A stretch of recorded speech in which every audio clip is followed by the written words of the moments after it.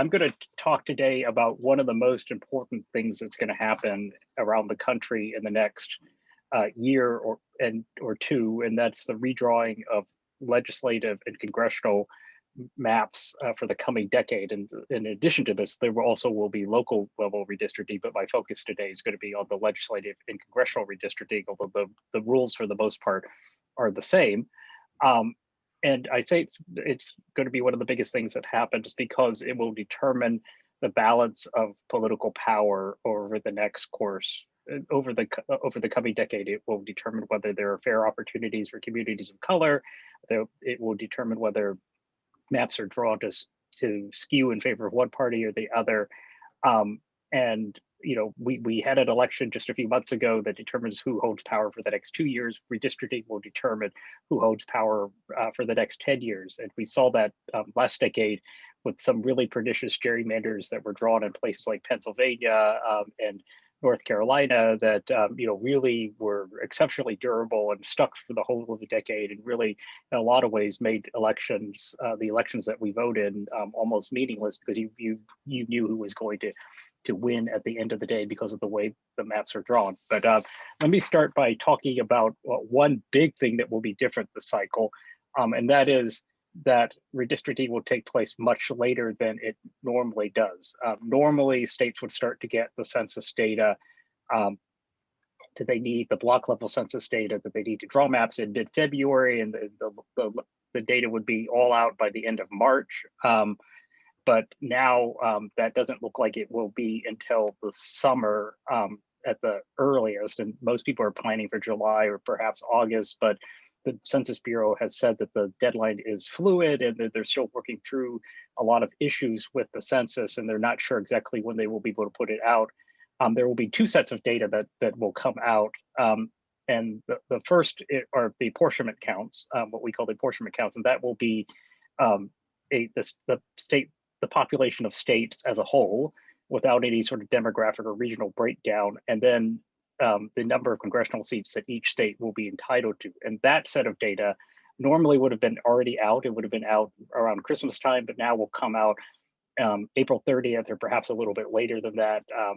And so that'll be the first set of data, but the really important set of data will be the block level redistricting data that includes like demographic breakdowns that you need to like build districts, right? Because until you have that, you can't do that. So what that means is that redistricting, which normally in most states would be complete by the in most states by the early fall, now will not start until the fall, and that is going to be challenging on a number of levels. For some states, they will need to make adjustments to their laws. In some cases, their state constitutions, and where it's not possible to make changes to the state constitution, they'll have to get a court or the governor to override deadlines that are fixed and hard and fast. Because the one thing that we've come to assume in this country is that the census will take place in the year ending in 0, and the data will come out when it comes out on the original timeline that I referred to earlier. And so as a result, lots of state constitutions, lots of state laws are written assuming that. So they have deadlines that will say the legislature must pass on that by June 30th or the like. And that just, of course, is not going to be possible this time. And so in California, for example, the legislature went to court and got the California Supreme Court to flexibly interpret from some fairly hard deadlines in the California Constitution.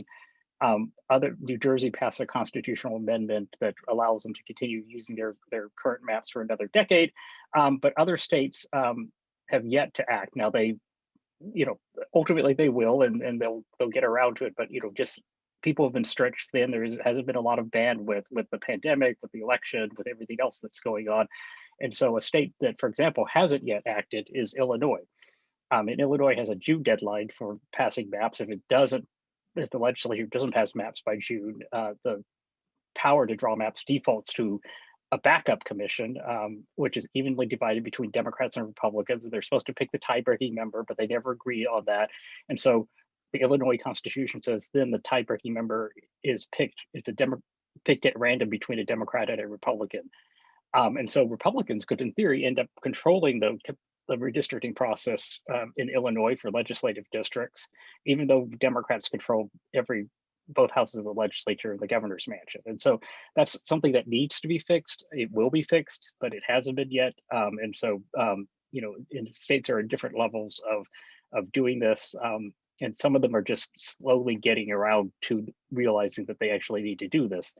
But the bigger thing, I think, will be that in many states, redistricting will be pushed into special sessions because, most by the time the data is out, and I should say, like, once the data comes out in, let's say, July, it still will take about a month for states to process the data into the block, whatever units that they use to draw maps. So, for example, in Texas, into precincts, right? They'll have to take the block level data and process it into the whatever units that Texas uses to draw maps, and other states will do the same. And that process takes anywhere from, a few weeks to maybe a little bit more than a month or so.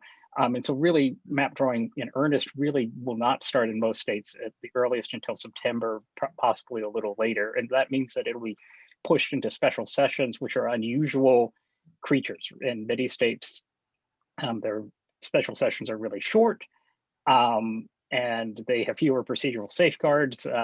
Sometimes they adopt special rules for special sessions. The timing of special sessions also is controlled in many cases by the governor or by leadership, all of which will allow for gaming of the process, because, as we'll talk about, a key part of redistricting in America is that people sue about the maps, right? The legislature will draw the maps and then people will sue about them.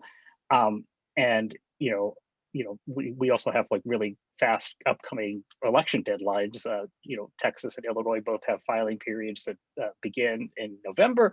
And so, if you can push redistricting when it takes place right up against that, there will be less time for groups representing communities of color and others to challenge maps in court and win changes before the election cycle kicks off. That could potentially, depending on what a court does, a court could either say, well, gosh, it's too late, just go use this map for this election cycle, even though it may be discriminatory.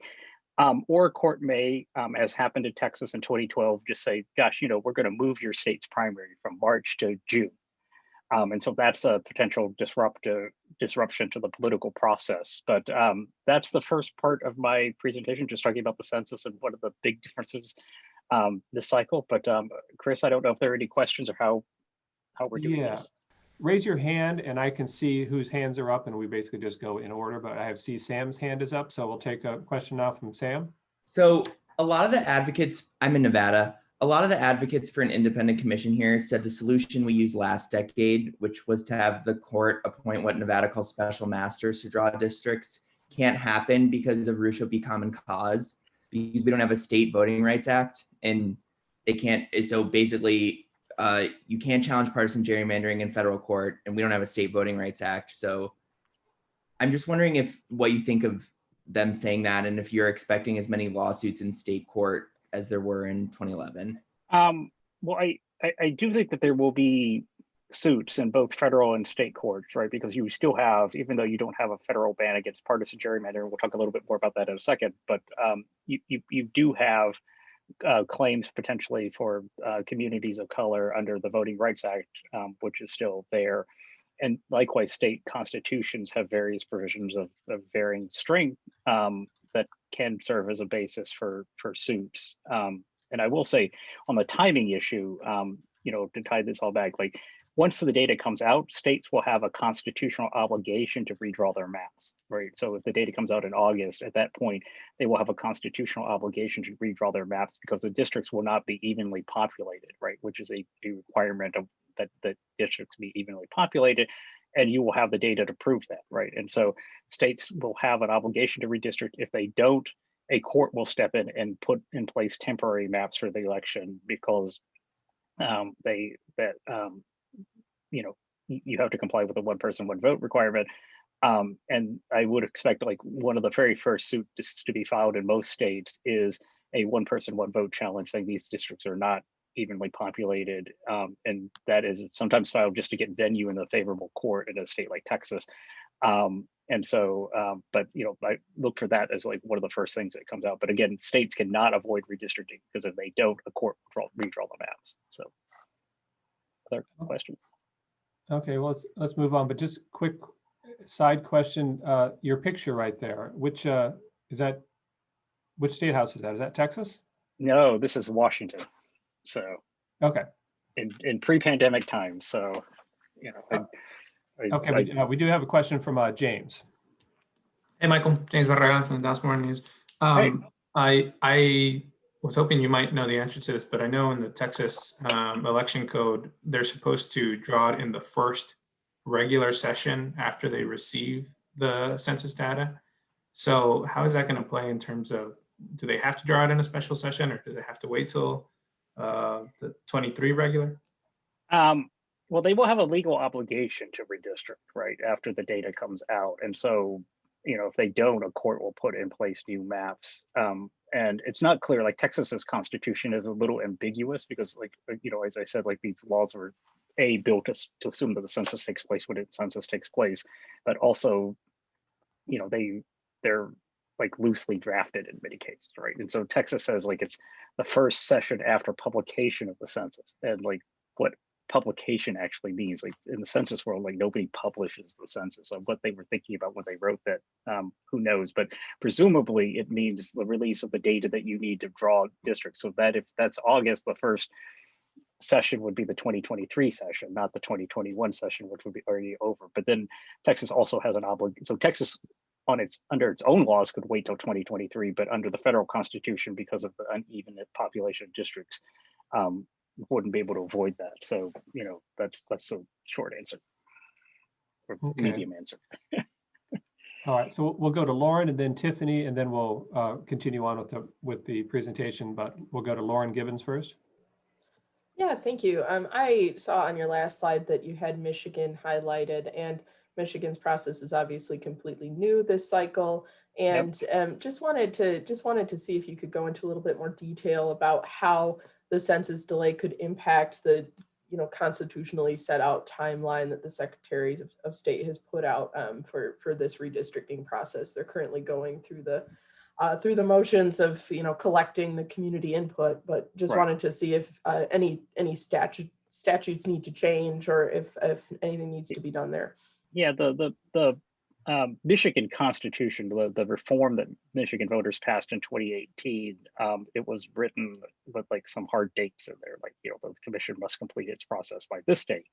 And I don't recall exactly what those dates are, but they're going to be outside. They're going to be impacted by the delay, and you know, that is something, you know, that I think, you know, a court or the governor perhaps could, you know, relieve them of. You know, it's a practical impossibility to redraw the maps, right? You know, now, that doesn't mean that they can't go through a lot of the having hearings and you know, because Michigan has some of the most gerrymandered maps in the country, and they have to unwind that. So they could go ahead and get lots of testimony, and you know, they could even draw a preliminary map, because you know, you have a pretty good sense of like where the population has changed and stuff like that. The data that comes out will make sure that you meet the tight population requirements required by the Constitution. But you know, there's a lot that you can do you know, beforehand, and you know, and they should go ahead and try to keep all the dates that they can, but you know, the ultimate passage of the map will have to wait till the final, and their data comes out, and they're going to have to,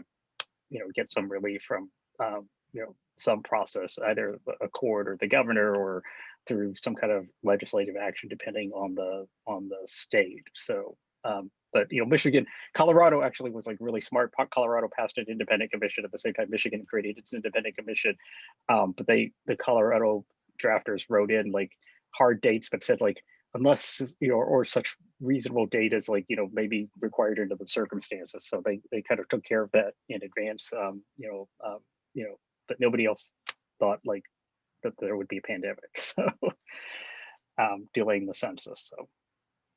Okay, final question in this break to Tiffany.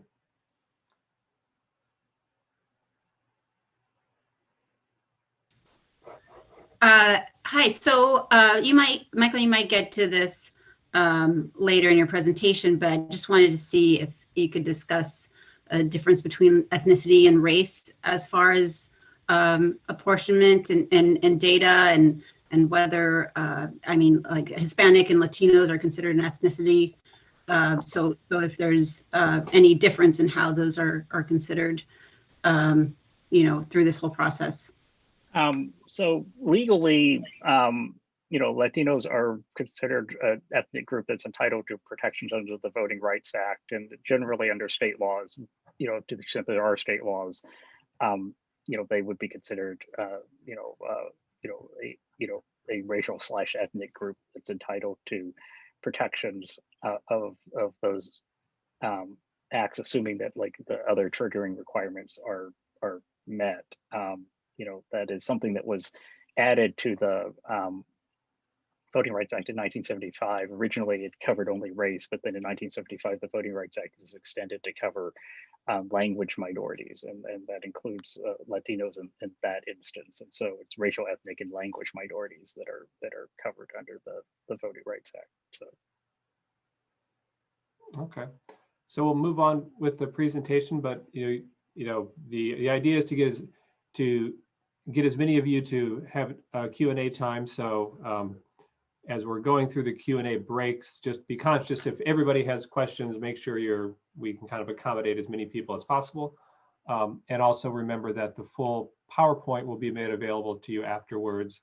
And all the speakers that you'll be meeting this week they kind of know that they might hear from you afterwards, and they all are generally very, very helpful and accessible to journalists. So I'll go back to Michael now. So the second thing I want to talk about is just to sort of like do a little bit of table setting about what redistricting will look like this decade in terms of what's happened to the country over the course of the decade, how the country has changed. And I'll start by mentioning that the U.S. Will add roughly 22.5 million people, which sounds like a lot, but it actually is the slowest growth rate since the 1930s. You'll see like this chart shows the U.S. growth rate over the course of decades going back to 1800, which was the second census. And you'll see that we've consistently grown at a slower rate, and you can see the projection rate, for the next 2 decades is even slower. And that is in part, lower growth, lower birth rates, but also, this decade we've seen a fall in immigration, and particularly later in the decade. So the 22.5 million people that the U.S. added is significant, but it's also, the country is slowing down in terms of how it grew. That said, the distribution of the 22.5 million people is very uneven. Some states grew really fast. In fact, 15 states account for about 82% of the country's population growth. In Texas, Florida, California, North Carolina, and Georgia, and especially, they dominate that. Roughly half the country's population growth this decade or last decade was in the South. And you'll see Texas, in fact, by itself added more people than 35 states in total. So that uneven distribution of growth will mean that some states will gain congressional seats and some will lose. Most of the losses will be in the Northeast and the Midwest, the Sun Belt states, and Western states will gain. But for the very first time, California actually is projected to lose a congressional district. And that's not happened before. California did grow a lot, but it grew at a slightly slower rate than other states. And so I saw a lot of out-migration. And as a result, California will go from 53 to 52 congressional seats.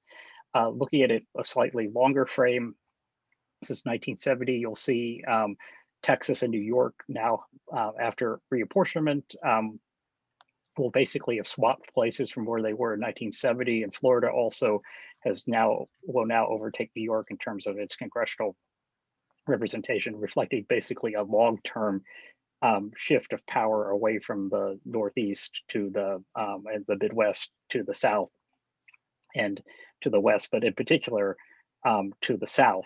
Now, the country, I mentioned the country added about 22.5 million people.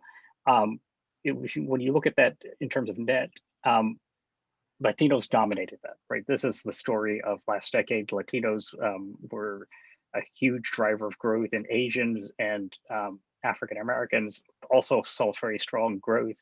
Asians are a very small minority group, so the percentage growth rate is actually fastest among Asians. And there's a little bit of a dispute about where the white population will end up. This estimate shows that the white population will barely grow. Some other people's estimates show that the white population actually will have decreased last decade for the very first time in the country's history. If it does grow slightly this coming decade, it almost certainly will fall. And this carries through not only in terms of total population, which includes, of course, children and immigrants, but also in the increase in eligible voters. About 4 in 10 of the increase in eligible voters were Latino, and only about 22% were non-Hispanic whites. And so, and this is a trend which is only going to accelerate. And I use Texas as an example. Texas is a little bit of an extreme example, but this coming decade, one of the big stories will be the increasing diversity of the country. That has been a story for a while, but because of a couple of trends, as you'll see in Texas, older people are disproportionately white, and younger people are disproportionately non-white. As older people leave the scene, they're being replaced by a very diverse group of younger people, and that will accelerate sort of the demographic shift of the country. And so many of the battles this coming decade, I've mentioned that Texas, Florida, Georgia, and North Carolina are really fast-growing states. By themselves are 40% of the country's population growth. Texas by itself is 20% of the country's population growth. A lot of the battles in redistricting will be over power for communities of color, right? And so, and to use Texas as an example, really quickly, last decade, that is between 2000 and 2010, 90-something% of Texas's population gain was non-white. And because of that, Texas gains 4 congressional seats. If you only had the white growth in Texas, Texas would have gained 0 congressional seats. Texas, instead, it gains 4. You would think like Texas would have created some additional opportunities for Latino and Black voters, but they created 0 until courts forced them to. And so, that is this last decade, Texas is projected to again have had like non-white people account for about 90% of the population growth. It's projected to gain about 3 congressional seats, as you saw from the previous map. And so there'll be a big battle about whether Texas actually creates more opportunities, particularly for its Latino population, but also for its very fast-growing Black population. And that will play out in different ways around the country, and not only in the South, but also in other parts. Like LA has added about a million Latino and Asian voters since 2010, and so there will be one of the big stories this time will be like how states deal with the increasing diversity of the country. And so I'll stop there. And Chris, are there any questions? Okay, any questions? You can raise your hands. Tiffany and Lauren, you still have your hands raised, so put your hand down if you can, but we will go to Stephen Caruso. Hi, Michael. I'm just curious. It is one thing that we've had this debate in Pennsylvania about is, or I've heard from activists, is like, does the Voting Rights Act, like, can you file a suit under the Federal Voting Rights Act against state maps for for diluting the power of minority groups, or is that those sort of challenges they have to come under state law, state constitutions? No, the Federal Voting Rights Act applies, and we'll talk about that in a second. Applies to every level of districting, from Congress all the way down to your school board. And so, it is a huge protector of communities of color. And so, yes, I mean, if in fact there is an effort to dilute or to tamp down the power of communities of color, then you can expect a federal suit. So, okay, thank you. Okay, seeing no other questions, why don't you go on, Michael? Okay, so I want to talk a little bit about who draws the maps, and I want to start by hitting up some of the differences this time around than last time. There have been a number of reforms passed in the states, including the creation of independent commissions in Michigan and Colorado, which will be very significant, particularly in Michigan, which was badly gerrymandered last decade. It has some of the worst maps from a partisan fairness standpoint in the country. The new commission will have a chance to unwind that. In addition, 3 states created advisory commissions that do not have the power to pass final maps. The legislature gets an up or down vote on those maps, and in 2 of those states, New York and Utah, can override that completely. In addition, Ohio has a really complicated set of reforms, which comes out of the Ohio legislature. They're good reforms, but like anything that goes through the legislative process, and they passed about 3 a.m. in the morning out of the Ohio legislature, it's a little bit convoluted. Perhaps they were a little tired when they did that. But these are significant, particularly because if you look at Michigan, Ohio, and Virginia, they all had problems with either partisan or racial discrimination in the last set of maps that they drew. New York last decade deadlocked. New York had a really gerrymandered state Senate map in favor of Republicans, and it deadlocked. The legislature failed to draw maps for the congressional districts, and so a court drew those. And so this time those processes will be in place, and that's this is different. And big story of the last decade was the fact that we saw a record number of redistricting reforms pass. Altogether, 4 states will use independent commissions this cycle: California, Arizona, Colorado, and Michigan. And a number of other states will use bipartisan commissions, which are not as independent. The process of selecting commissioners is not as independent. Legislative leaders in places get to pick who they want to serve on the commission, but nonetheless, you can't pass a map on party lines. And so that's likely to be, it's likely to be fair. And as I mentioned, a number of states use advisory commissions to draw maps.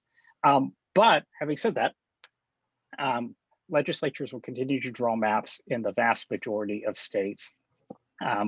And in a great many of them, it will be one-party control. In most of these states, one party or the other has control of both houses of the legislature and the governor's mansion. In some states like North Carolina, you do have a Democratic governor, but the Democratic governor has no power to veto maps under the North Carolina Constitution. In other states like Kentucky, there's the Republican, there's a Democratic governor, but Kentucky and Kansas, but the Republicans have a veto-proof majority and they can override that. I've put in here in pink and light blue some of the advisory commissions. These are places where the legislature could choose simply to ignore what the advisory commission comes up with and pass their own maps. And these are states where one party controls the process. So Utah and Iowa, and then New York. New York, I think, could be particularly tempting for Democrats to try to override a fairer map passed by the advisory commission and do a Democratic gerrymander, right? Which they can do. There's a little bit of process involved, but they could do that. So, and similarly, you see a similar dynamic play out on the legislative side of things. The one biggest correlate with like whether you're going to have good maps or bad maps is whether one party controls the process. The reality is when control is split, the parties will either compromise or they will deadlock and a court will have to step in and draw maps. But when you have one party in control, it is invariably a secretive process, and the maps are oftentimes just revealed to the very last minute and then passed. And to the extent they have hearings, they will be polite listening sessions, but nothing more than that, because they will have their end goal in mind. And so we'll talk a little bit about some of the political changes, but single party control is a recipe for gerrymandering and racially discriminatory maps. And unfortunately, on both the congressional and the legislative side, you have a lot of single party control, especially, as you'll note, in the fast growing states of the South that are also among the country's most demographically changing. So I will stop there. Okay, we have Ethan, and then Stephen Gruber-Miller, and then Jillian. Hey, so I'm Ethan DeWitt. I report from New Hampshire, the Concord Monitor. So as you guys, as the Brennan Center, I know knows, our governor vetoed 2 attempts to do independent advisory commissions. And you had mentioned the states, and we're looking at this map where even with an advisory commission, there can be an override if the legislature doesn't like it. I'm curious, not to get too cynical, but how likely do you think that is going to play out? You know, how many states that have these commissions are ultimately going to just be guided by partisan politics anyways, in your opinion? So advisory commissions, like Iowa has had an advisory commission for the longest time, and since 1980, and they've never overridden the map. Now, Iowa has very mechanical criteria, and Iowa also is like, the population's very evenly spread out. It's also like among the whitest states in the country, right? So it's not like really, like map drawing for whatever reason has not been contentious in Iowa. In part because I think, some people say like, even if the legislature drew it, there's only so much you can do. Like the population is too like evenly, spread out.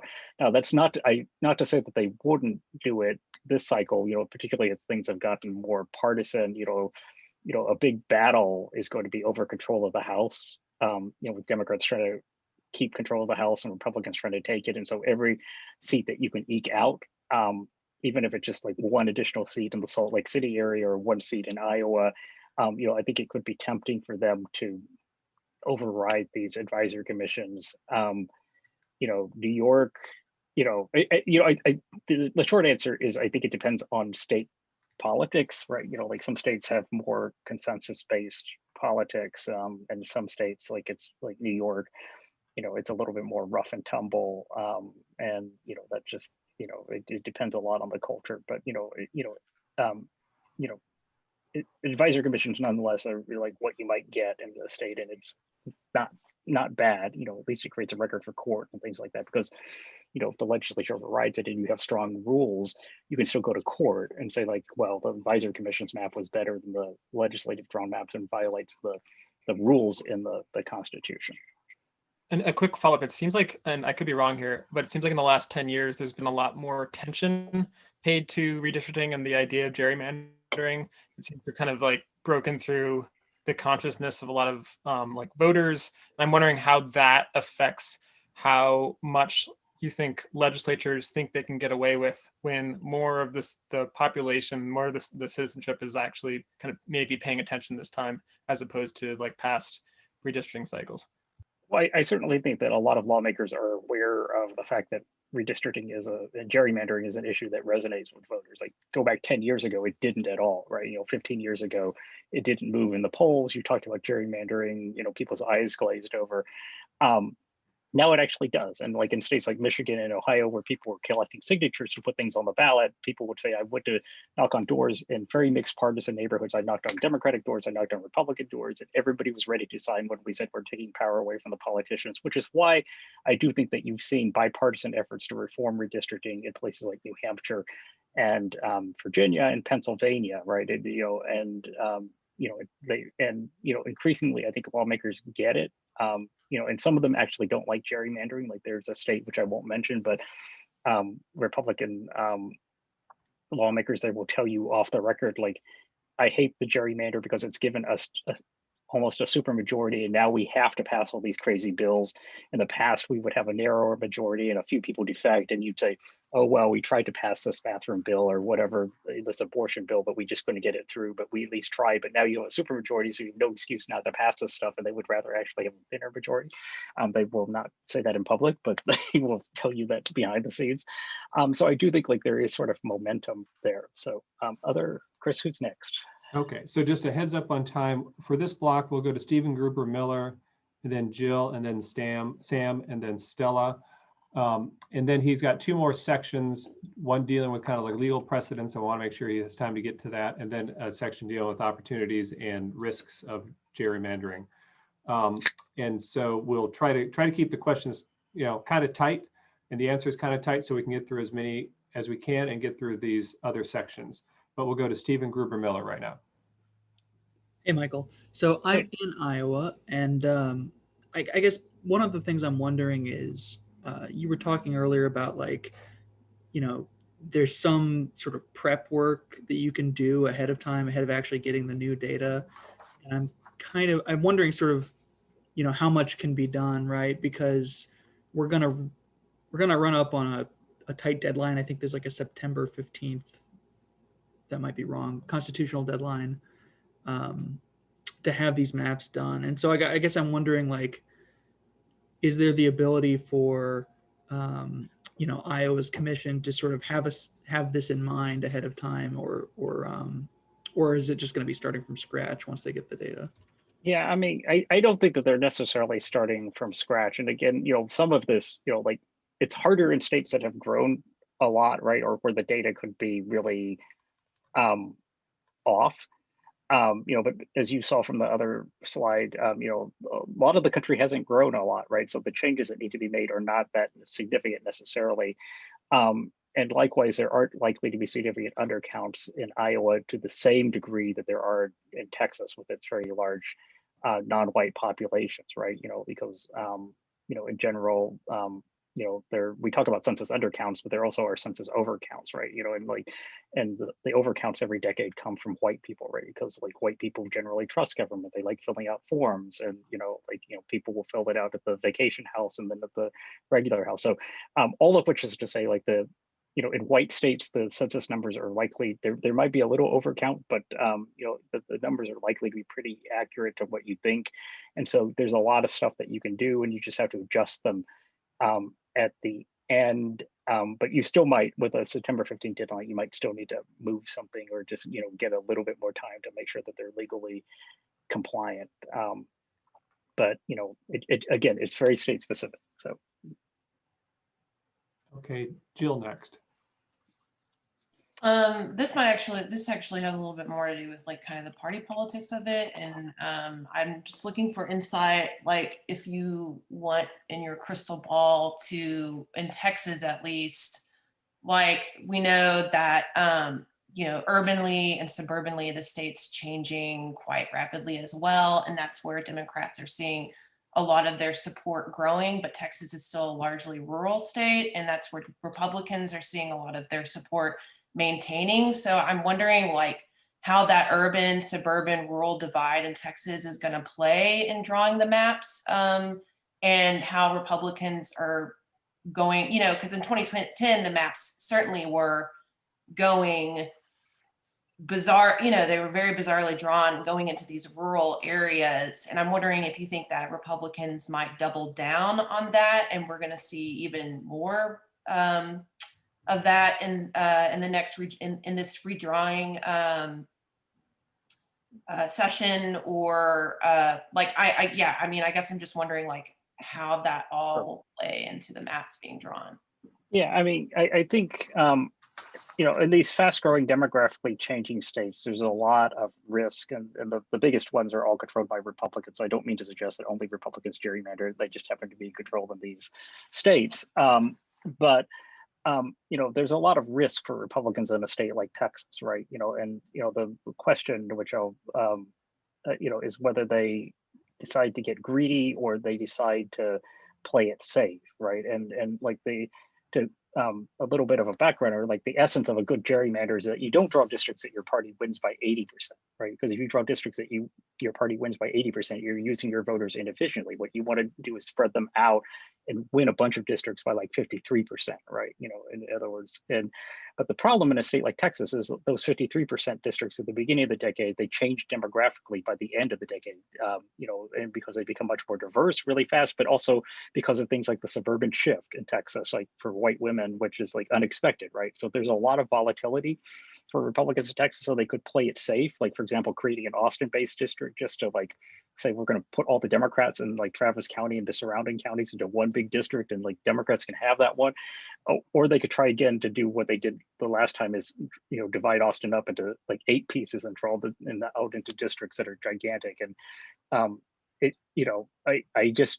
I don't know whether people will want to play it safe or get greedy, right? That's $1 million question. But I do know on the congressional map, at least, there's probably some sentiment that like greedy is good at the beginning, because that way we went back to the House, and we'll worry about the rest later. So, but you know, I suspect that people have different views on this within the Republican caucus, and so. Okay, Sam next. Hi, Michael. So I'm also from one of those one political party control states. And my question is, what would you say if you ask lawmakers about redistricting and potential gerrymandering, and their response is, it's okay, NDC is going to draw these? I guess my question is about the mechanics between the nature of some of these people hired to draw and the people who hire them. Well, can you repeat the question? Yeah, so I've asked people about partisan gerrymandering, and a lot of the responses are, well, it's okay, NDC is going to draw these, so it can't be partisan. NDC meaning the Nevada Democratic, or I'm sorry, you unmute, Sam. Oh God, sorry. National Demographics Corporation. They also do it in California, I think. Just well, at the end of the day, the lawmakers have to pass the maps, right? And so, like, to the extent that a consultant can do so much, but like they will follow the directives of the client, right? And and again, it depends on the state. Like in some states, there isn't that much incentive to gerrymander, right? Like Wyoming, right? Like for the Wyoming legislature, it's going to be a Republican legislature. Like you don't really need to.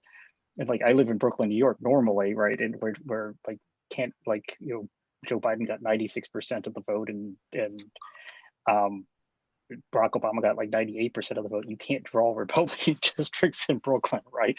And so in that case, maybe they have fairer instructions. But I think a real question in a lot of these states is like, what are you instructing them? Like, what are the criteria? And in some states, people will enact, like, do a resolution and say, like, here's what we want the map drawer to do, right? And they do that publicly. They have debate on it. In other states, because the reality is that in many states there aren't like a whole lot of rules around redistricting, and there's still a lot of discretionary choices. And the question is whether the legislature is willing to, or the committees are willing to put some constraint on that. So. Okay, we'll go to Stella, and this will be the last question this block. Thank you. Yeah, I'll try to keep it short. So in Tennessee, we have a Republican supermajority as well, and then Democrats are already talking about fielding legal challenges. But generally, what are some of the possible routes that the minority party would probably take, and how successful do you think they will be? Well, in a state like Tennessee, a lot of it, I think, is to the extent you don't have provisions that you can hang your hat on in the state constitution. The state constitutional claims are oftentimes decided by state courts, so that depends on how good the state courts are. They're better, frankly, in some states than others in terms of being, not political actors.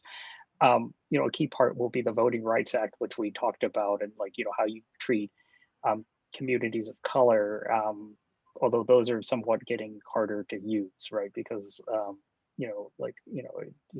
which we'll talk about in a second, but those remedies used to be easier than they are today. And so I expect there will be a lot of race-based claims, which will be, some of which will be fairly broad race-based claims, and others of them will be political claims, disguised as race-based claims, because that's all you got, because you don't have a partisan claim, right? So they will say, like, you're just, but in the South, that those can be like oftentimes really hard to untangle, because you saw some of this last decade where Republican map drawers packed Black voters into districts in states like North Carolina, and when challenged, they said, oh, no, we weren't discriminating against Black people at all. We were discriminating against Democrats, and they just happened to be Black, right? And so it's really hard to untangle race and party in the South, because it's not very easy to gerrymander using white Democrats. First of all, there aren't enough of them, and then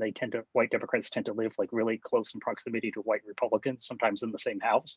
And so unless you can figure out a way to draw a district that splits a bed or goes down the street and pick out houses, which you can do in some places, but it's really hard. It's easier to split apart or pack in minority communities in order to achieve a political effect. So those are really hard to untangle. So. Okay, so we'll go to the next block, and just a heads up on time. Well, it's a little after 12:15. We'll go to 12:35 on this, and we've got a lot of questions in. And I want to make sure that Michael can kind of talk about this next section, which is the kind of the legal section. Yeah. And I owe Stacy a question. She had her hand up, but I didn't get to her last time. So you have first dibs next time. Okay. So federal redistricting laws, there aren't too many of them. One is that they have to comply with the federal constitution. Another is that they have to comply with the Voting Rights Act of 1965. A key note here, there are no limits to partisan gerrymandering after the Supreme Court's decision under in Rucho versus Common Cause, at least at the federal level. Let's see, the constitutional requirements. The big one is that districts have to be equally populated. That's interpreted very strictly for congressional districts. Basically, it means within 1 or 2 people difference. There might be a little bit more latitude depending on where you are, but really like almost exactly the same number of people. There's more latitude for legislative districts. You're permitted what's called a 10% top to bottom difference. So that if the target district population is 100 and one district's 105 and one's 95, that's okay. Or if it's 100 and 110, right? But basically, the difference can't be more than 10% top to bottom. That allows states to do things like keep towns together, and keep school districts together. But it also means that there's greater opportunity to allow, for example, communities of color to elect a candidate, right? Whereas if you drew districts like exactly evenly populated, maybe a Latino candidate would win. But if you slightly underpopulated, you're creating an opportunity for a Latino candidate to win. And so, but it also could be a means of manipulation, as we saw last decade in a number of states. In New York, for example, districts in the New York City area on the state Senate map, which was gerrymandered in favor of Republicans, were all way overpopulated. And Senate districts in upstate New York, which is heavily Republican, were all underpopulated, right? And so if you had drawn them to a stricter population metric,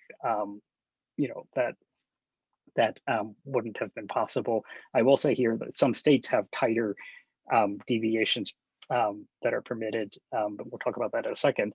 The other big constitutional requirement is that you can't discriminate on the basis of race. And it's important to understand that there are 2 components here. One is you can't intentionally discriminate.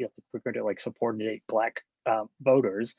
But there's another more race-blind theory of the Constitution that applies in redistricting, which is that you can't think about race excessively. We'll get into that a little bit more, but it's important to understand that there's both an intentional discrimination element, but also we're supposed to be a colorblind society, so don't think about race too much element. And these sometimes are in tension with one another and also in tension with the Voting Rights Act.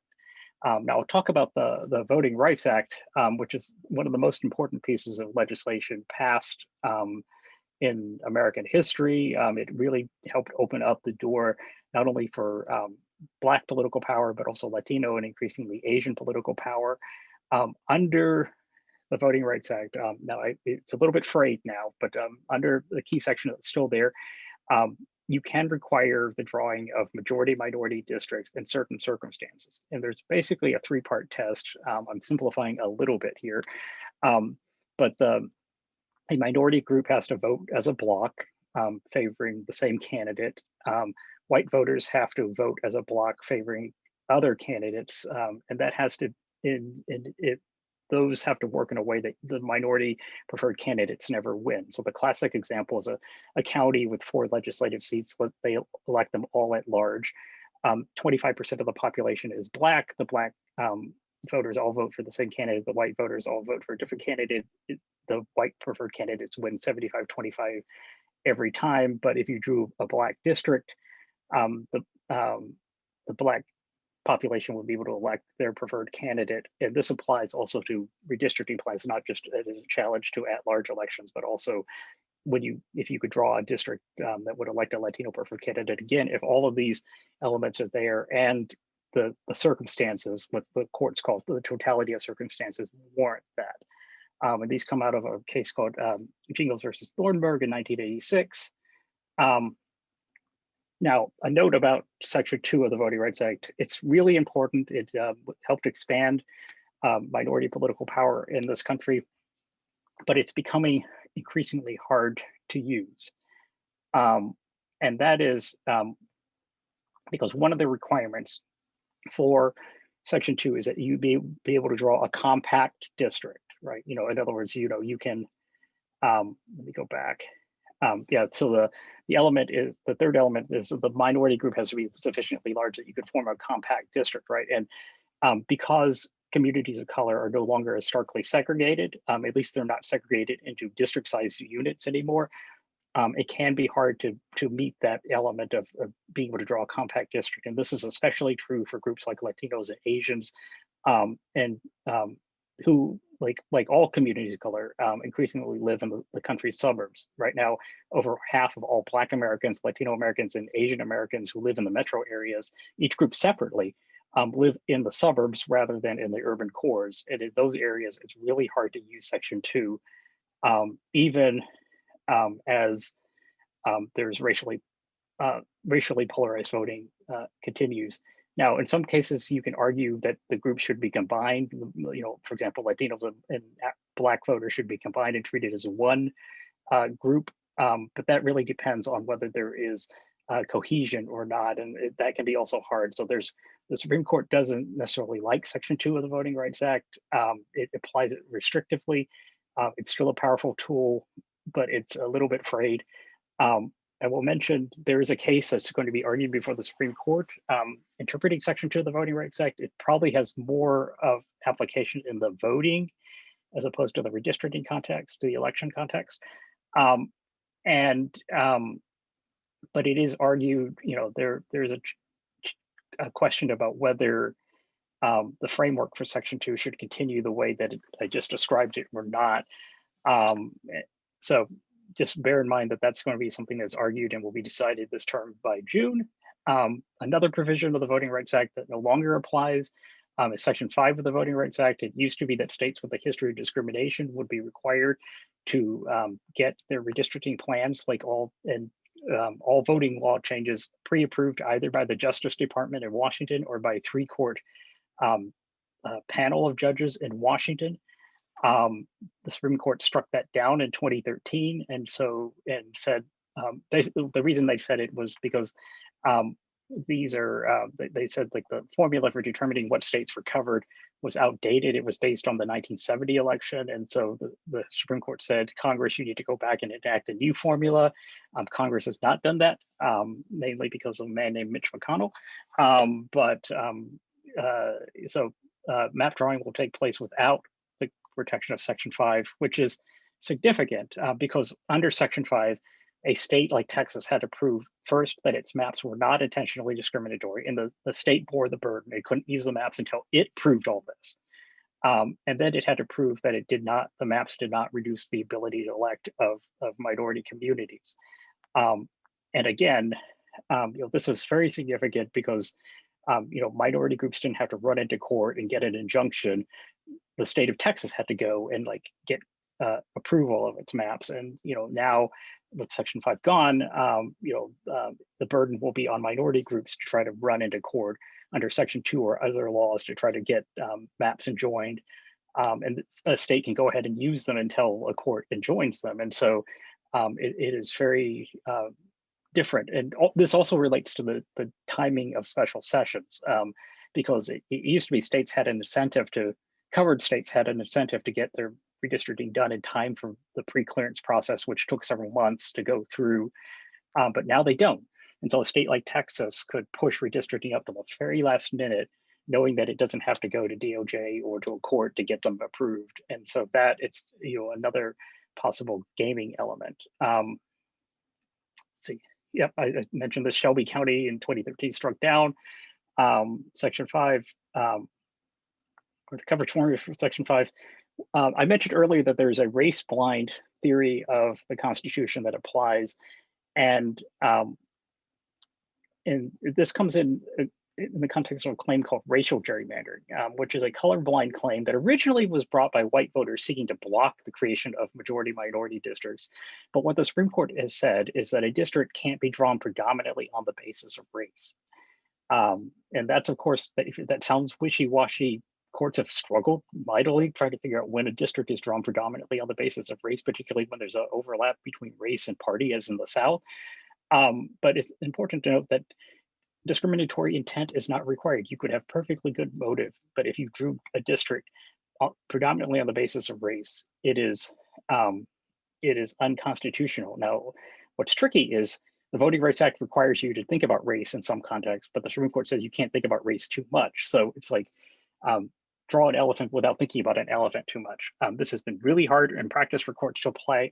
I will quickly run through some examples of things that were found to be racial gerrymanders. This is the original Eddie Bernice Johnson district in the Dallas Fort Worth area. It got struck down by the Supreme Court as a racial gerrymander, saying that the map drawers in the Texas legislature basically just went and tried to find every Black voter in Dallas.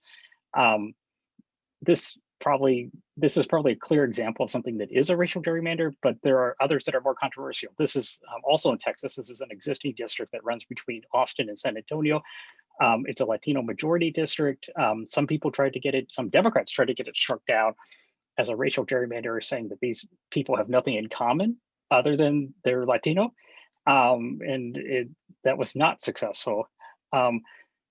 An example of a successful challenge to racial gerrymandering happened in North Carolina. You'll see the long arms that come out of the 1st Congressional District, which weren't originally there. Republican map makers tried to pack every Black voter they could find into a district. The Supreme Court said, no, that's unconstitutional because you were just like trying to find Black voters, right? And the key element in a racial gerrymander claim is whether these people have something in common other than their race. It can be socioeconomics, it can be, what they need from lawmakers, it can be, all kinds of things. The fact that they live in urban areas, they send their kids to the same school, all kinds of things, but you have to have something other than just race. Having said that, there is a hidden safeguard. I think, I mentioned earlier that there are no partisan gerrymandering claims. Here's the asterisk on that. In one of the North Carolina racial gerrymandering cases, the Supreme Court said, even if you're using politics as an excuse for racial gerrymandering, you can't use race as a means to get there. In other words, you can partisan gerrymander all you want, but you can't use race as the tool to get there. Now, this isn't a footnote in Cooper versus Harris, opinion by Justice Kagan. The Supreme Court obviously has changed a lot since 2016. Whether the Supreme Court is as willing to go with this or not, I don't know. But this is something that I think you'll see a lot of, particularly in the South, because I think you'll see a lot of packing of Black voters into districts. Last decade, they tried to say we packed Black voters into districts in order to comply with the Voting Rights Act. The Supreme Court wasn't impressed with that. This decade, after the Rucho versus Common Cause decision, I suspect that they will just pack Black voters and Latino voters into districts and say, we were just discriminating against Democrats. So I will stop there and we can take questions. So Michael, what I propose is that Michael has a very good section about redistricting threats and opportunities. We will package that as a basically like a handout or a tip sheet, because he talks about separate states to watch. We will email that to everybody so you have that as a very, very good document to look through. But I just we only have 5 more minutes. I want to get a couple more questions in. So Stacy, did you still have a question? You had one last block. Yeah, I've come up with a new one, if that's okay. So we'll go to Stacy, then we'll go to Katie. We'll probably have room for time for one more question. And Michael, if you could stop sharing now. So yes, I can.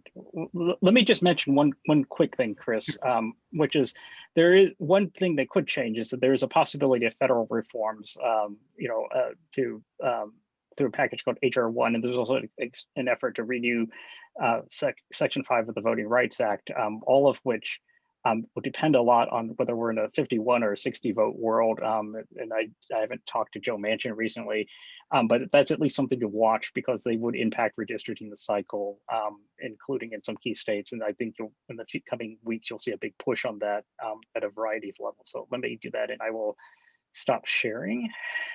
Okay. And that should work. All right, and so we are going to Stacy. Hey, Michael, I'm a reporter here in New Jersey. I'm curious, I have not covered a redistricting before, and ours is delayed because of that constitutional amendment you mentioned, but what other things do the redistricting commissions, or in our case, it's parties, what do they look at when they try and build these districts? Well, you know, in a commission state, a lot, they're supposed to take testimony about communities, and that's of course like a big thing that people want, right? I mean, if you talk to people, you ever do presentations, I'm doing one tomorrow. In Texas, I expect lots of people will tell me about how their communities are split apart and how they don't like that. The rules really vary from state to state, but they will be about things like communities. When politicians draw maps, they will think about one thing, which is the political outcome, and they will back their way into like that. Even where their state law requires protection of communities, they will figure out a community that fits the definition and do that. So the reality is, like in independent commissions, and we studied the California Commission, it did a really good job. Like they really took it seriously. An example I always use is a wildfire district in California where they kept the LA foothills together in a district because people testified that we're split apart into different districts and nobody's paying attention to wildfires. We'd rather be in one district. The California Commission heard that, thought that sounds pretty compelling to us, drew it. Next election, everybody's talking about wildfires, right? So in that district, and so, I think, that's an example of how commissions take things much more seriously than lawmakers when they draw maps. So. Okay, and final question, this will be to Katie. Hi, Michael. I'm a reporter in Kansas, and back in October, our Senate president kind of said the quiet part out loud, telling donors that the supermajority in Kansas was necessary to ensure that lines were drawn so that Sharice Davids, the one Democrat in our delegation, couldn't win re-election. What sort of impact could statements like that have on legal challenges down the line? It depends on like whether there are other claims that can be brought, right?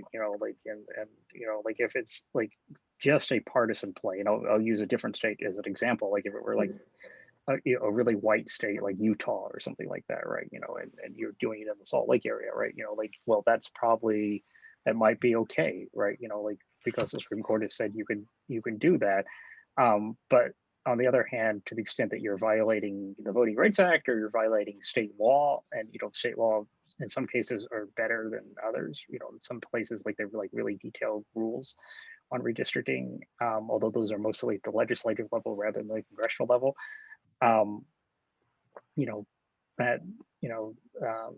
It could play in there too, but it just really will depend.